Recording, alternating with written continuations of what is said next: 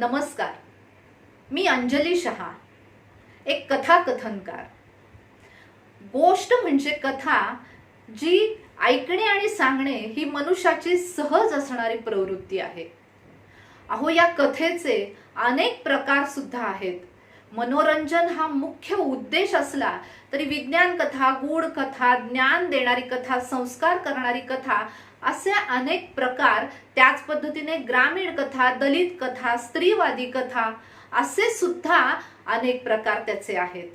या मराठी कथा साहित्याला सशक्त अशी करणारी एक चळवळ उभी केली गेली, ती म्हणजे समकालीन जैन मराठी कथा चळवळ.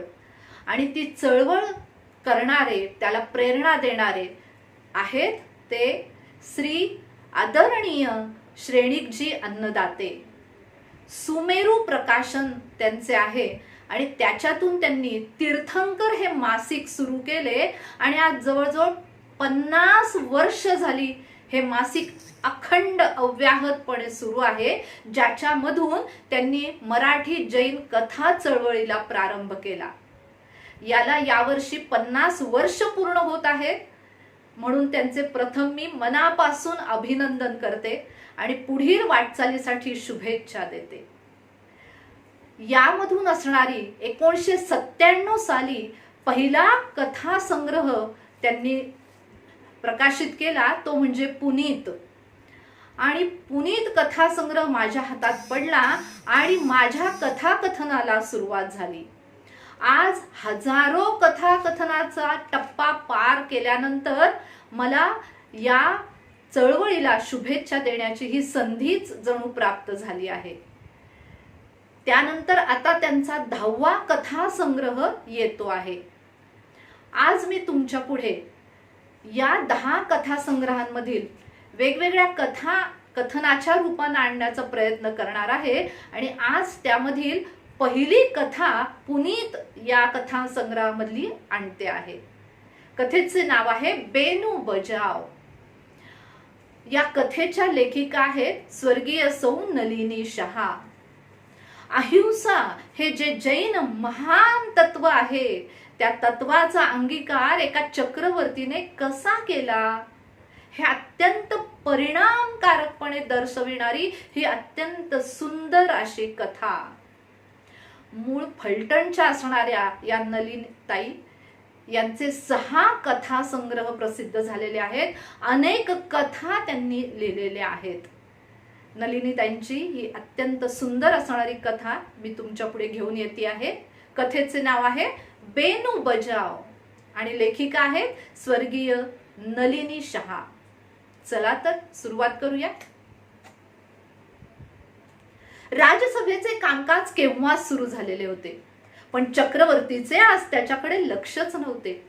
अहो, त्यांची नेहमीची शांत सौम्य देखणी हसरी पण कर्तव्य कठोर भासणारी चर्या आज काहीशी व्यग्र दिसत होती. मनाला त्रास देणारे विचार काहीतरी चालले असावेत. शेवटी तर त्यांना बसणेही अवघड झाले. ते पटकन आपल्या राजसिंहासनावरून उठले, उजव्या हाताच्या दुसऱ्या आसनावर बसलेल्या अमात्यांकडे वळून म्हणाले, अमात्य, आम्ही आमच्या महाली जात आहोत, तुम्हीही ताबडतोब तिकडे या. अहो, एवढे बोलून चक्रवर्ती चालू लागले. पंख्याने वारा घालणाऱ्या दासी आश्चर्यचकित झाल्या. राजाचे खांद्यावरून रुळणारे राजवस्त्र सांभाळत धावणारे सेवक अचंबित होऊन पाहू लागले. सारी राजसभा निशब्द अशी झाली आणि नंतर त्यांची कुजबूज सुरू झाली. काय घडले असे? चक्रवर्तींची तब्येत की आणखी काही कारण? पाहता पाहता तिथे आवाज वाढू लागला आणि अमात्य पटकन उठून उभे राहिले. त्यांनी ती राजसभा बरखास्त केली आणि तेथून ते लगेचच निघाले. अहो, झालं असं जास्तीचं काहीच नव्हतं. म्हणतात ना, मोठ्यांच्या क्षुल्लक छोट्या छोट्या गोष्टीला भलतेच महत्व प्राप्त होते, तशातलीच ही गोष्ट होती. अमात्य दरबारातून निघून चक्रवर्तींच्या महाली पोहोचले. चक्रवर्ती आणि अमात्य हे दोघेही लहानपणापासूनचे घनिष्ठ असे मित्र होते. त्यांची मैत्री हा साऱ्या जनतेचा एक कौतुकाचा आणि विश्वासाचाच विषय होता. आत आल्याबरोबर ते म्हणाले, चक्रवर्ती स्वतः बोलू लागले, काय रे, एवढा मोठा राजशकट चालवतोस आणि एवढ्या सोप्या गोष्टीत तुला काही उपाय सुचू नये? उगाचच हुशार म्हणायचं झालं तुला. अरे वा, राजशकट चालवतो म्हणजे प्रत्येक गोष्टीचं ज्ञान कसं असेल मला? आपण असं करूया, आपल्या वृद्ध अनुभवी प्रधानजींना बोलून घेऊयात, तेच काहीतरी मार्ग सांगतील. पण वा रे वा, एवढा युवराजाचा चक्रवर्ती झालास आणि असलं काय खूळ तुझ्या मनात? असू दे, युवराज असू दे तर चक्रवर्ती असू दे, माझा हा हट्ट पूर्ण झालाच पाहिजे. ताबडतोब बोलवणं पाठव प्रधानजींना. असं म्हणताच राजज्ञा झाली आणि अहो, अल्पावधीमध्येच प्रधानजी तिथे येऊन हजर झाले. प्रधानजींना पाहताच अमात्य स्वतः उठून उभे राहिले आणि बोलू लागले, प्रधानजी, अहो गेल्या 8 दिवसांपासून चक्रवर्ती रोज शिकारीला जातात. येताना काही ना काही शिकार ते घेऊनच येतात. नुसत्या हाताने ती कधी परतत नाहीत आणि परतलेही नाहीत. पण गेल्या 8 दिवसांपासून त्यांना एक शल्य मनात टोचते आहे. ते कोणते आहे? अहो, गेल्या 8 दिवसांपासून एक काळवीट त्यांना सतत हुलकावणी देतो आहे. असं काय आहे त्या यत्कश्चित अशा काळविटामध्ये? सांगतो. अहो, त्याचे टप्पोरे डोळे, भिरभिरती नजर, कपाळाचा सुबक उंचवटा, डौलदार शिंग, फडफडणारे पातळ कान आणि नितळ सुंदर सोनेरी त्वचा.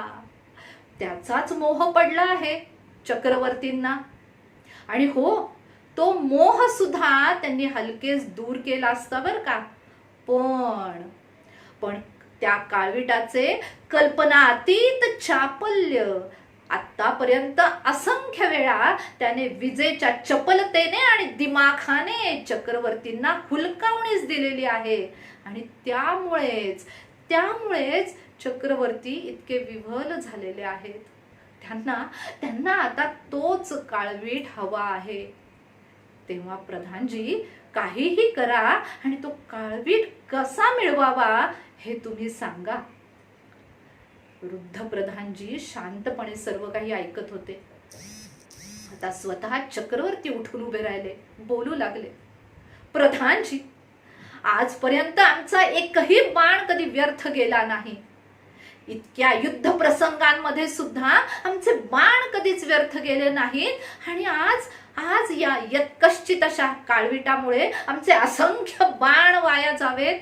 नाही. या चक्रवर्तीचा हा घोर अपमान आहे. तेव्हा तुम्ही सांगा, हा काळवीट आम्ही कसा मिळवावा? अत्यंत शांतपणे वृद्ध अनुभवी प्रधानजी चक्रवर्तींचे बोलणे ऐकत होते. ते शांत स्वरात म्हणाले, महाराज, त्या काळविटाचा हा एवढा आग्रह सोडून द्या. त्याच्यापेक्षाही चपळ आणि दिमागदार काळविटांची कित्येक हरिणाजिने आपल्याकडे पडून आहेत शिकारखान्यात. नाही, आम्हाला तोच काळवीट हवा. एवढ्या व्याघ्र सिंहादिकांच्या शिकारी करणारा हा चक्रवर्ती आणि त्याला हा काळवीट मिळू नये? आणि हो, तुम्हाला जर काही सुचत नसेल तर तसं सांगा. तसं नाही महाराज, ऐकून तर घ्या. अहो, एवढ्या शिकारीच्या या क्षुल्लक कारणासाठी इतका वेळ घालवण्यापेक्षा राज दरबारात आपण या, तिथे आपण आपला वेळ द्या. प्रधानजी, जर काही सुचत नसेल तर तसं सांगा. अहो, राज दरबार चालवण्यासाठी तुम्ही आहात, एवढं मोठं मंत्रिमंडळ आहे. काहीही करा आणि आम्हाला तो काळवीट तुम्ही मिळवून द्या प्रधानजी. नाही का मिळणार तो काळवीट आम्हाला? इतका विव्हळ झालेला, तळमळत असणारा महाराजांना, राजांना पहिल्यांदाच प्रधानजी पाहत होते. ते सर्व पाहून ते विचार करू लागले, अरे रे, माझा राजा आज एका क्षुद्र अशा काळविटापायी इतका बेचैन आहे. काहीतरी मार्ग सुचवणं आवश्यक आहे. जर काही उपदेश केला तर शिकारीचा नाद सुटण्याऐवजी तो आणखीनच वाढायचा. तेव्हा काय करावं बरं? स्वतःच्या विचारात मग्न असणारे प्रधानजी विचार करू लागले की तो काळवीट कसा मिळवावा. शांत बसलेला चक्रवर्ती एकटक फक्त प्रधानजींनाच पाहत होता. हलकेच एरझाऱ्या घालणारे प्रधानजी एकदम म्हणाले, आहे आहे, एक मार्ग आहे. आहे? कोणता? सांगतो महाराज, ऐकून घ्या. हे बघा, 8 दिवसाच्या तुमच्या चाहुलीमुळे तो काळवीट आता अगदी जागा झालेला आहे. पण काळविटाची हरणाची ही जात, ही जमात अशी आहे की अहो, झाडाच्या पडणाऱ्या पानांच्या आवाजाने सुद्धा हा धावत सुटतो. पण त्याला संगीताची असणारी गोडी ही अवीट असते. त्याची कित्येक तास समाधी संगीतासाठी लागू शकते. आणि याच गोष्टीचा फायदा आता आपण करून घ्यायला पाहिजे. म्हणजे काय करायचं प्रधानजी? आपण सांगतो महाराज. आता आपण जेव्हा उद्या शिकारीला जाल तेव्हा आपल्या राजगायिकेला रेवतीला बरोबर न्या.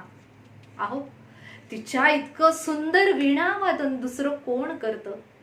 आपल्या पूर्ण राज्यात तिच्याशिवाय मधुर आवाज दुसऱ्या कोणाच आहे? महाराज, रेवती जर तुमच्या बरोबर आली तर ती शिकार नक्की तुम्हाला प्राप्त होईल, याची मी खात्री देतो. पण आणि परंतु कसला? सांगतो महाराज.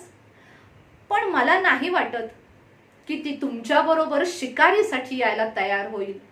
वा, का नाही तयार होणार? सांगतो महाराज, ती जैन धर्मी आहे, ती अहिंसा प्रेमी आहे.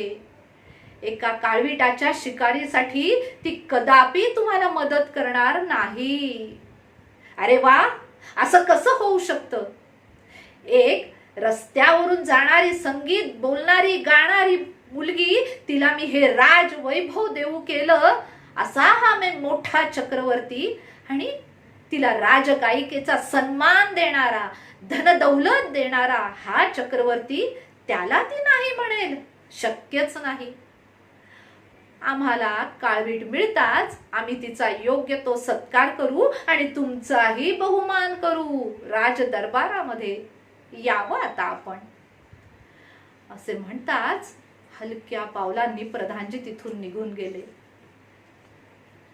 लवकरच निरोप रेवतीला गेला. उद्या चक्रवर्तींबरोबर शिकारीसाठी जायचं आहे. हे ऐकलं मात्र रेवतीने तिने दोन्ही कानांवर हात ठेवले. नाही, मी आणि राजाबरोबर शिकारीसाठी? नाही, हे कसे शक्य आहे? अहो, अगदी मुंगीलाही न मारणारी मी एका काळविटाच्या शिकारीसाठी निमित्त होणार? कसं शक्य आहे हे? पण आपल्यामुळे आपले सारे कुटुंब परत रस्त्यावर येऊ नये म्हणून, आणि फक्त म्हणूनच दुःख, करुणता, विवशता, विव्हलता याचे मोठे ओझे मनावर घेऊन ही राजगायिका चक्रवर्तींबरोबर दुसऱ्या दिवशी वनाकडे, जंगलाकडे निघाली. त्या घनदाट जंगलामध्ये मंजूळ मधुर स्वरामध्ये रेवती गात होती. एका उंच अशा वृक्षावरती, माच्यावरती प्रधानजी, अमात्य आणि चक्रवर्ती बसलेले होते.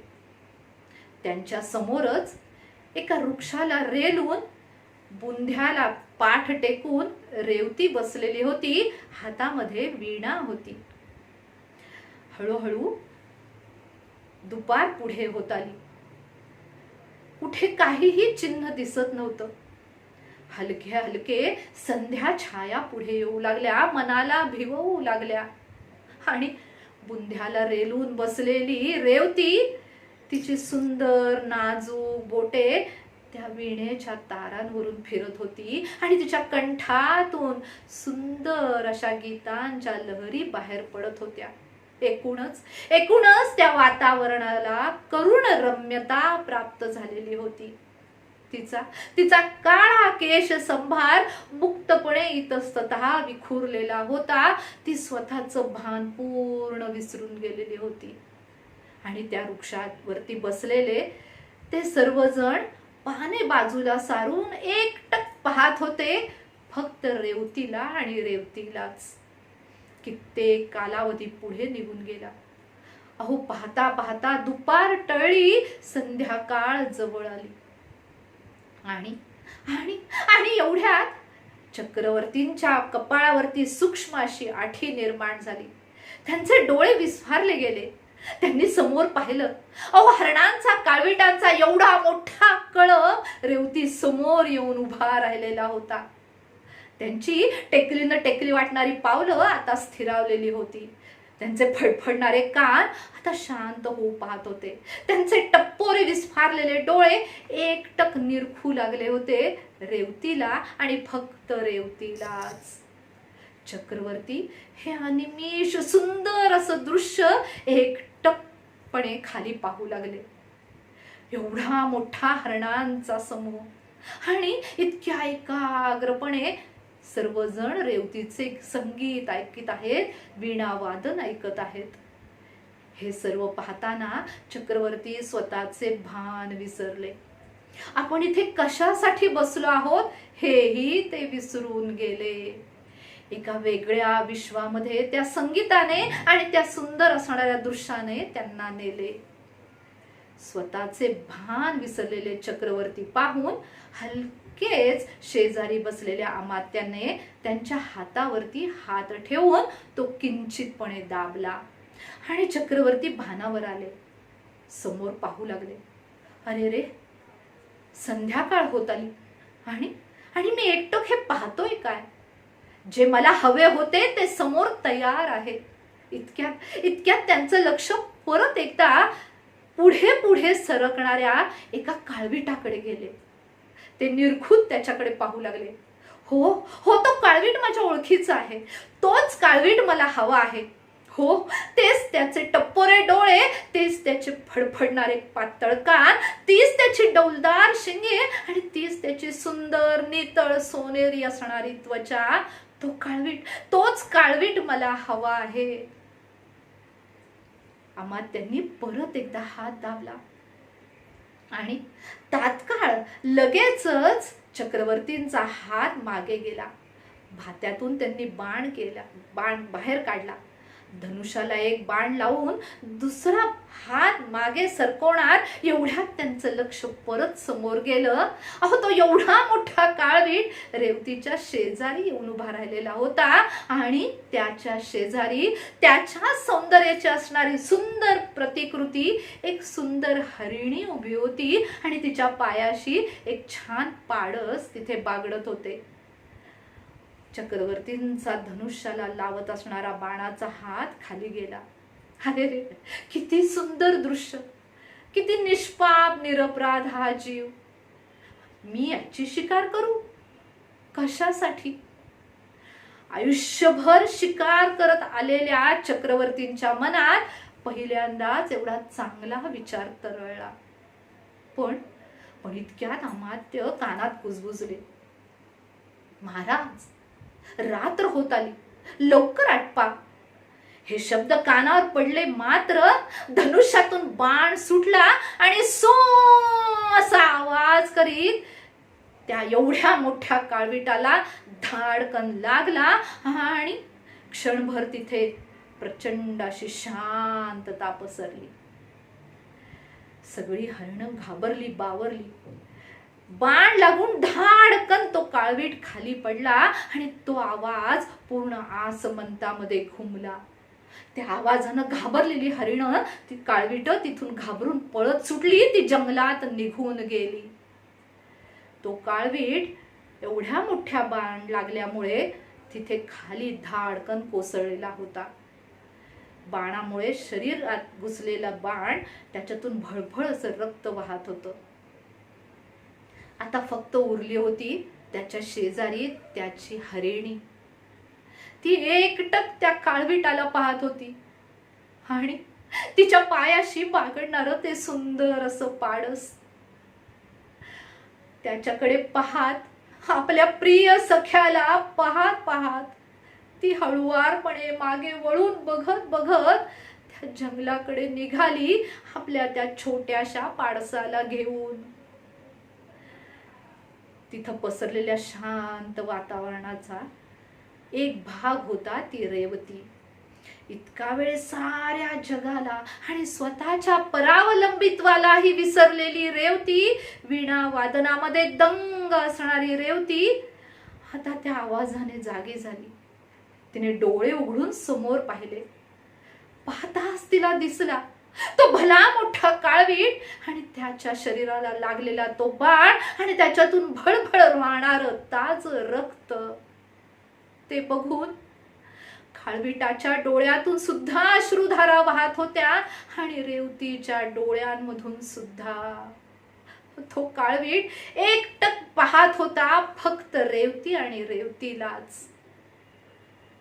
त्या दृश्याचा फार परिणाम तिच्या मनावरती झाला. अत्यंत दुःख मनात दाटून आलं. जेवढं दुःख त्या काळविटाला झालं नसेल त्याच्याही कितीपट असणारं दुःख तिच्या मनामध्ये दाटलं आणि ती पटकन तिथून उठली. उठताना तिची वीणा खाली कोसळली. टन टन तिचे तंतू तुटून गेले. पण त्याच्याकडे न पाहता ती हळूवारपणे उठून त्या काळविटाच्या शेजारी जाऊन बसली. त्याच्या मस्तकावरून हात फिरवू लागली. त्याच्याही डोळ्यातून वाहणाऱ्या अश्रुधारा आणि तिच्याही डोळ्यातून वाहणाऱ्या अश्रुधारा त्याचे थेंब त्याच्या डोक्यावरती पडू लागले. त्याच्या डोक्याला कुरवाळत ती म्हणू लागली, वत्सा वत्सा, हे माझ्यामुळे झाले रे. मी निमित्त कारण घडले तुझ्या मरणासाठी. मला क्षमा कर रे, मला क्षमा कर. माझ्या या कृत्याचं, वाईट कृत्याचं मला पश्चाताप होतो आहे. त्याचं परिचालन मला करणं आवश्यक आहे. मला तू क्षमा कर. हे बघ, मी तुला मंत्र ऐकवते, तू तो शांतपणे ऐक.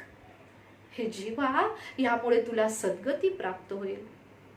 असे म्हणून तिने हळूवारपणे त्याच्या डोक्यावरून हात फिरवायला सुरुवात केली. शांतपणे ती म्हणू लागली, नमो रिहंताणं, नमो सिद्धाणं, नमो आयर्याणं, नमो वचायाणं, नमो लोये सौवसाहुणं. तो टप्पोऱ्या डोळ्यांनी एकाग्रतेने तो मंत्र ऐकत होता. एवढ्यात त्या उंच वृक्षावरती बसलेले चक्रवर्ती अमात्य प्रधानजी तिथून उतरले आणि त्या दोघांच्या मागे येऊन हलकेच उभे राहिले. आणि अहो, त्यांच्या आश्चर्याला पारावरच राहिला नाही. कारण तो काळवीट अजून जिवंत होता आणि त्याला मनुष्यवाणी प्राप्त झालेली होती. तो रेवतीला म्हणत होता, माई तू अशी रडू नकोस ग. तू अशी रडत राहिलीस तर मला सद्गती कशी प्राप्त होईल माई. अगं ऐक, कोणत्याही गोष्टीचा मोह, अतिमोह करणं हे खूप वाईटच असतं. कोणतंही व्यसन आणि त्याचा झालेला अतिरेक हा अत्यंत वाईट असतो. ज्याचं व्यसन केलेलं आहे त्याचा तरी, नाहीतर ज्याला ते व्यसन जडलेलं आहे त्याचा तरी घात हा निश्चितच ठरलेला आहे. म्हणून अतिमोह त्याग करावा. कोणत्याही गोष्टीचा जास्त मोह करू नये माई. हो ना. हे बोलत असतानाच अहो त्याचा जीव आता गोळा होऊ लागला. आवाज क्षीण खाली खाली जाऊ लागला. तो तळमळू लागला. त्याला बोलता यावं म्हणून रेवती पटकन उठली जवळच असलेल्या भांड्यामधलं पाणी तिने प्याल्यात ओतलं आणि ते हळुवारपणे त्याच्या तोंडात टाकायला सुरुवात केली. त्या पाण्यामुळे त्याला थोडा तजेला आला आणि तो हळुवारपणे म्हणू लागला, अब क्या रोती भामिनी, अब ला क्या पूरा घाव. अब क्या रोती भामिनी, अब ला क्या पूरा घाव. जब तक कूड़ी में प्राण है, तब तक बेनू बजाओ, बेनू बजाओ. बापरे, या जीवाला अजून सुद्धा माझी वीणा ऐकायची आहे. तिने एक वार वीणेकडे वळून पाहिलं. ती म्हणाली, नाही रे, नाही रे, माझी वीणा तुटली आहे. गड़ा हता सो फूट गया, तार हती सो टूट गई. सुनने वाले तू ही बता, कैसे मैं बेनू बजाओ, कैसे मैं बेनू बजाओ. हे ऐकताच हळुवारपणे एक एक शब्द तो उच्चारू लागला.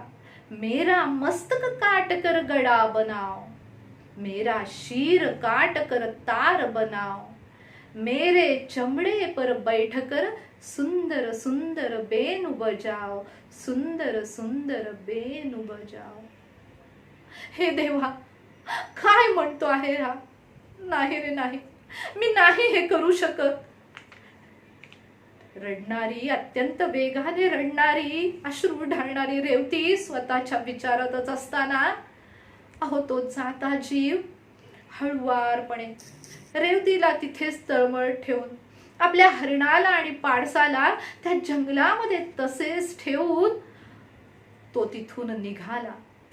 हळुवारपणे म्हणू लागला, नमो अरिहंताणं, नमो. नाही नाही, त्याचा मंत्र पुरा होऊ शकलाच नाही. हो हो, त्याचे पाय ताठ झाले, जीभ बाहेर आली, डोळे विस्फारले गेले. त्याच्या शरीरातून त्याचा आत्मा उडून की हो निघून गेला. आणि त्याला असा निस्तब्ध झालेला पाहून रेवतीला आणखी उमाळा दाटून आला. ती त्याच्या शरीरावर ओणवी पडून जोर जोरात रडू लागली. इतका वेळ त्या दोघांचं संभाषण ऐकणारे चक्रवर्ती, मागे उभे असणारे चक्रवर्ती आता या संभाषणामुळे जणू जागृतच झाले. त्याचा खोल परिणाम त्यांच्या मनावरती झाला. आणि ते हळुवारपणे रेवतीच्या शेजारी येऊन हलक्याच आवाजात म्हणाले, रेवती. इतका वेळ स्वतःच्या दुःखामध्ये मशगूल असणारी रेवती चक्रवर्तींच्या आवाजाने भानावर आली. तिने मान वर करून पाहिलं. चक्रवर्ती स्वतः शेजारी उभे आहेत हे पाहताच ती तात्काळ जागेवरून उठून उभी राहिली. दोन्ही हातांनी आपले अश्रू पुसून त्यांना म्हणाली, वा महाराज, माझ्या कलेचे हे एवढे बक्षीस तुम्ही दिले. माझ्या करवी तुम्ही एक निरपराध प्राणी आज मारला. नाही महाराज, नाही, मला हे आता सहन होत नाही. मला क्षमा करा. यापुढे मी तुमच्या राज दरबारामध्ये सेविका, राजगायिका म्हणून राहू इच्छित नाही. तेव्हा मला आता तुम्ही रजा द्या. मी इथून कुठेही जाते. एखाद्या जैन साध्वी जवळ जाऊन जैन धर्माच्या तत्वांचा अंगीकार करते. पण मी आता इथून निघते. असं म्हणून त्या निष्पाप निरपराध पडलेल्या काळविटाकडे हळुवारपणे पाहत रेवती 4-5 पावले पुढे गेली. आणि एवढ्यात अर्जवी असे स्वर तिच्या कानावर पडले, रेवती, अगं थांब, हा चक्रवर्ती काय म्हणतोय ते तरी ऐक. रेवती निश्चलपणे जागेवरती उभी राहिली. चक्रवर्ती बोलू लागले, रेवती, अगं केवढं झणझणीत अंजन तू माझ्या डोळ्यात आज घातलं आहेस. या काळविटाच्या आणि तुझ्या संभाषणातून या क्षणभंगूर असणाऱ्या संसाराला मी खूप चांगल्या रीतीने जाणून घेतलं आहे रेवती. आणि असं असताना तू आज आमच्या जवळून निघून जाती आहेस. राजगायिका नको असं सांगती आहेस. ठीक आहे, राजदरबारातली राजगायिका म्हणून नको, पण पण आजपासून तू माझ्या दरबारामध्ये माझी गुरु म्हणून येण्यास काय हरकत आहे? अगं अगं तुझ्या जैन धर्माची इतकी मौल्यवान असणारी तत्वे या चक्रवर्तीला तू शिकव, त्याचे ज्ञान या चक्रवर्तीला दे. आणि हो ऐक, हा चक्रवर्ती आज तुला एक वचन देतो आहे. यापुढे यापुढे माझ्या संपूर्ण राज्यामध्ये शिकारीला बंदी असेल. बोल अगं बोल, अहिंसा परमो धर्म की जय. अहो रेवतीला तरी दुसरे काय हवे होते? तिने तात्काळ मागे वळून पाहिले. खरंच का महाराज? खरेच असे होईल का? अगदी खरे. अगं चक्रवर्तीने दिलेला हा शब्द आहे. चला, या चक्रवर्तीचे डोळ्यामध्ये अंजन घालणाऱ्या, डोळ्या उघडणाऱ्या या काळविटाचा अग्निसंस्कार आपण इथेच करूया. राजाज्ञा झाली. पाहता पाहता सेवकांनी सर्व व्यवस्था केली. अहो चंदनाची लाकडे, कर्पूर सर्व काही तिथे आले आणि अग्निज्वाला तिथे भडकू लागल्या. त्या उंच उंच आकाशाकडे निघाल्या. त्या उष्ण असणाऱ्या, प्रकाशित असणाऱ्या ज्वालेभोवती उभे होते एका बाजूला सेवक आणि दुसऱ्या बाजूला प्रधानजी, अमात्य, चक्रवर्ती आणि रेवती. या सर्वांचे लक्ष फक्त आणि फक्त आता रेवतीकडेच होते. कारण कारण अहो त्या धगधगणाऱ्या ज्वालांमध्ये त्या रेवतीचा चेहरा अधिकच अधिकच धार्मिक, अधिकच सात्विक, अधिकच सतेजपूर्ण दिसत होता. अधिकच सतेजपूर्ण दिसत होता. जय जिनेंद्र. मला खात्री आहे आपणा सर्वांना ही कथा नक्कीच आवडली असेल. इथेच विराम घेते, थांबते. आपणा सर्वांना धन्यवाद. आणि परत एकदा सुमेरू प्रकाशनाच्या तीर्थंकर या मासिकाच्या प्रेरक असणाऱ्या आणि सर्व असणाऱ्या श्रेणिकजी अन्नदाते यांना धन्यवाद देते आणि माझे पहिल्या कथेचे कथाकथन इथे थांबवते. जय जिनेंद्र.